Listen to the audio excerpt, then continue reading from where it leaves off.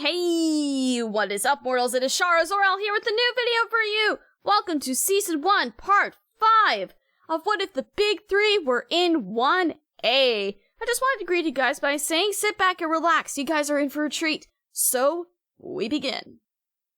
I don't think I can do this, Tamaki Yamajiki said. You'll be fine, his best friend Mirio Togata replied. Tamaki took a deep breath. He raised his trembling hand and waited to be called on. Yes, Samajiki, their teacher, Mr. Aizawa, said.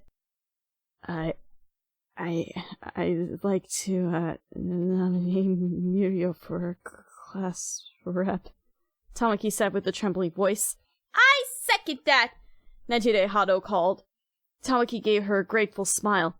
When Mr. Aizawa had announced that they'd be choosing class representatives today, Tamaki had immediately thought Mirio would be best suited for the role.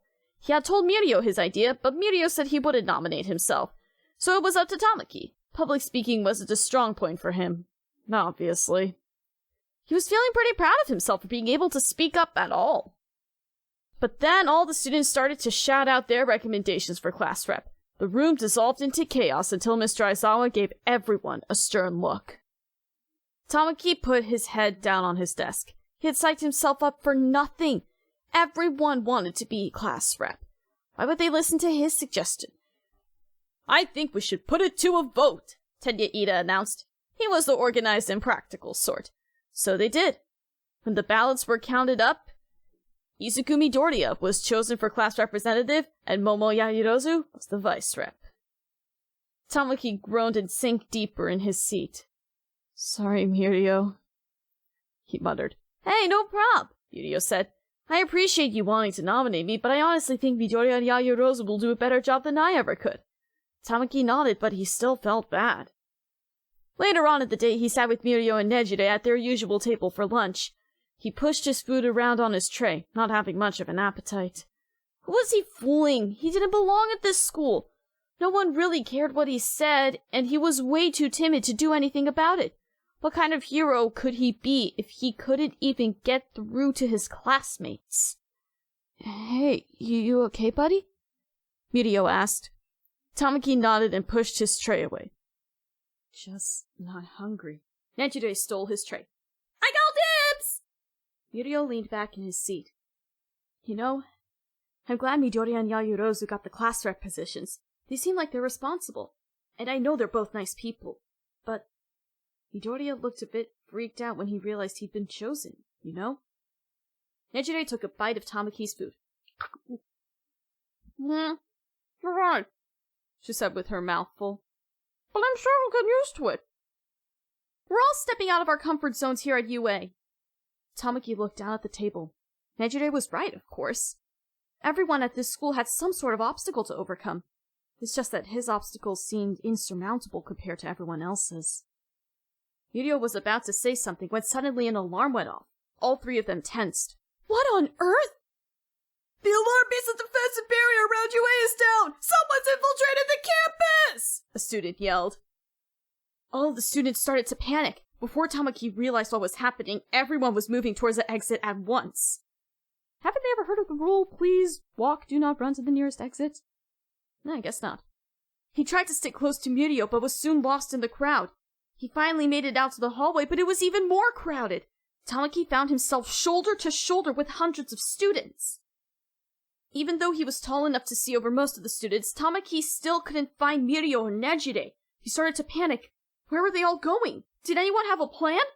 While scanning for his friends, Tamaki's eyes landed on Ida. He was near the front of the crowd with Midoriya and Uraraka.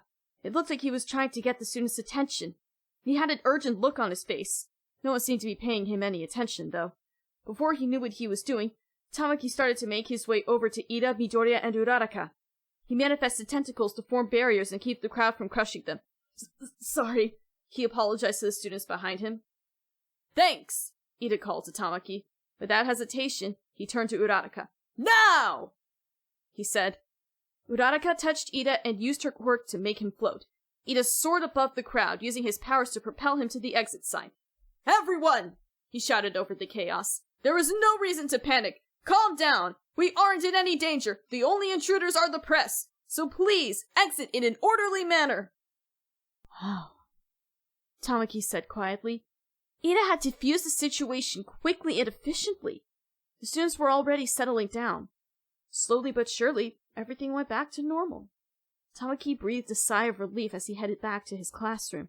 As soon as he stepped through the door, Mirio bowled over him with a bear hug. "You're alive!" he cried. "I thought I lost you in that massive crowd. I didn't know if you'd be okay." "I'm fine," Tamaki said. "I was a little worried about you and Hado-san, though." "We're all good," Nejire assured him. Tamaki smiled. Soon enough, the rest of the students showed up and class got started. Midoriya walked up to the front of the room. "Glad to see you all made it back," he said. Everyone laughed. He continued. "That was kind of scary. But we made it through. And it was all thanks to Ida." Midoriya smiled. "I'm honored that you chose me to be your class rep and all, but I think that Ida really has what it takes to lead us well. Don't you agree?" There were nods of agreement throughout the room. And so, without even being in the position for a full day, Midoriya handed the title of class representative to Ida. Tamaki had to agree with the decision. Maybe there were students who could make a difference after all. Before we get back to the video, I'd like to talk about our new channel, Celestia, our channel dedicated to all things Dungeons & Dragons. Currently, we have a series breaking down the different spells in D&D, and soon we'll be starting some new series as well. So if you're a fan of D&D, or have any interest in learning about it, check it out.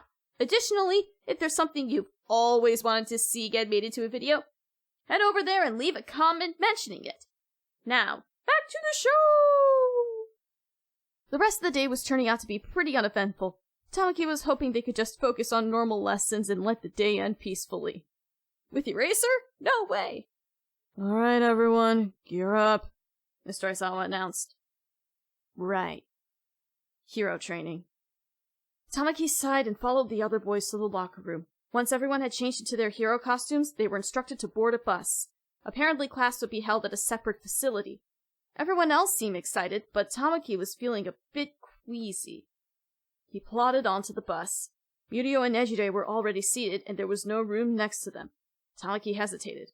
Was there an open seat for him? Preferably not next to anyone. "Yo, elf ears! Move it!" An irritated voice said behind him. It was Katsuki Bakugo. Tamaki flinched. He pulled his hood over his ears and quickly found a seat. Bakugo was definitely someone he didn't want to tick off. I'm sorry, that's his mood. 24/7, 365. I even bet he goes to sleep angry. Shoto Todoroki came down the aisle of the bus and took the seat next to Tamaki. Once he was settled, he immediately leaned his head back and dozed off. Whew! Tamaki wouldn't have to worry about making conversation. He listened to the other students instead. Midoriya, Kirishima, and Mirio discussed quirks of which ones were the best for hero work. Some of the girls talked about the practicality of their hero costumes. Before he knew it, they were at the location for their class. It was apparently called the Unforeseen Simulation Joint, or USJ. It was huge! Mr. Aizawa ushered them inside, where another hero was waiting for them. It was 13, one of the most popular pro rescue heroes. The students listened as 13 started to explain what they'd be doing for their class, but suddenly a large black vortex appeared in front of them. Tamaki looked around. This wasn't 13's black hole quirk. What was happening? A bunch of shady-looking people spilled out of the vortex. Leading them was a man with creepy hands attached to his body. Was that a villain? "Stay back, everyone," Mr. Aizawa warned. "Where's All Might?" the leader asked. Aizawa remained silent, staring him down. The leader scoffed. "Well, if the symbol of peace won't show his face, I guess we'll have to force him to make an appearance." The villains rushed forward. Mr. Aizawa leapt into action. 13, protect the students! He yelled. Tamaki was frozen in place. He was barely aware of 13 ushering them towards the exit. He watched as Mr. Aizawa ran through the ranks of villains, knocking them down one after the other. But what hope did they have? There were so many. "We have to get out of here," he thought. But before he and the others could reach the door, the black vortex materialized in front of them. It wasn't just a quirk, Tamaki realized. It was a person. His entire body was distorted by the mist swirling around him. "Where is All Might?" he asked. 13 moved to defend the students. Out of the corner of his eye, Tamaki saw a blur of movement. Kirishima and Bakugo were rushing towards the villain. "Wait!" Tamaki yelled. He reached out to them, but it was too late. The boys attacked, and the villain was able to dodge them. He used his quirk, and a thick mist surrounded the students. In a split second, Tamaki found himself in a completely different part of the USJ. He looked around him. He was in the ruins zone. "What happened?" Bakugo bellowed behind him. Tamaki jumped. He didn't realize that Bakugo and Kirishima had been teleported with him. "Looks like the villain had a warping quirk," Kirishima said. "Man, I hope the rest of our class is okay." "Who cares?" Bakugo asked. "Let's just get back there so we can kill that guy." Tamaki gazed at their surroundings. There's something else we've got to deal with first," he said. "We have company." He pointed out the window of the building they were in. There were multiple villains roaming the streets. They were looking for them. This is why they separated us, Kirishima realized. So they could pick us off in small groups, one at a time. "Like that's gonna happen," Bakugo scoffed. Maybe we should just lay low and let them pass by." "Hey, losers!" Bakugo yelled out the window. "You think you can beat me? Come up here so I can beat you senseless!" "Or not," Tamaki muttered. Bakugo rushed off so he could take them on. Kirishima started to follow. "We should help him," he suggested. Tamaki took a deep breath. "Oh, okay." Together, they dashed after Bakugo. When they caught up with him, he had already taken a villain down. "Who's next?" he shouted. "Dude, calm down," Kirishima said. Tamaki was so scared he could feel himself trembling. He looked up and saw 3 more villains creeping out of the shadows. "Look out!" he warned. But Bakugo had it covered. He launched himself at the villains and used his explosion quirk to send one of them flying back. Kirishima ran at another one, used his quirk to harden his fist, and knocked him out with a single punch. Tamaki was stunned. These guys were good. The two turned around, not realizing there was a third villain. She sprang forward. "Duck!" Tamaki yelled. Kirishima and Bakugo hit the dirt.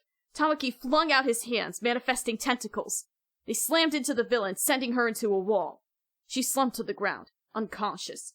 "That was awesome!" Kirishima said as he got up. He offered a hand to Bakugo, but he slapped it away. "I didn't need your help," he said gruffly. "Well, you got it anyway," Kirishima retorted. "We're a team now, whether you like it or not. Right, Amajiki?" Tamaki blinked. "A team?" Yeah, he said. "I'll help however I can." Bakugo ignored him and stomped away. Kirishima gave a smile and followed after. Tamaki paused for a moment. He put a hand to his chest. His heart was still beating uncontrollably, but he didn't feel as scared as he had been a moment before. It was nice to not be alone. He followed after Bakugo and Kirishima. They could do this. He just hoped the others were okay.